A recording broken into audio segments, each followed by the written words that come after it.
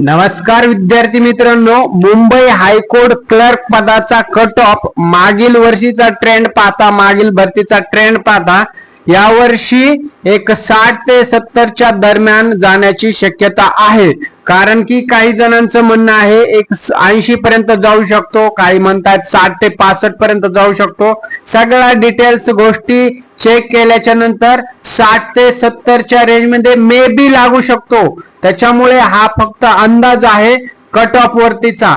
साधारणपणे समरी सांगायची झाली तर कट ऑफ यावर्षी मागील भरतीपेक्षा नक्कीच थोडा कमी होईल. कारण जागेची संख्या, अजून बाकीच्या गोष्टी, कॉम्पिटिशन म्हणा, तुमची पेपरची अवघडपणा किंवा पेपर सोपा गेलेला आहे, कोणाला अवघड गेलेला आहे, या सगळ्या गोष्टी विचारात घेऊन कट ऑफ 70च्या आसपास लागू शकतो. म्हणजे थोडक्यात कमी लागू शकतो असा अंदाज आपल्याला बांधता येईल. फक्त टायपिंग मध्ये तुम्ही व्यवस्थित स्पीड पकडायची आहे, टायपिंगची तयारी करायची आहे. धन्यवाद मित्रांनो.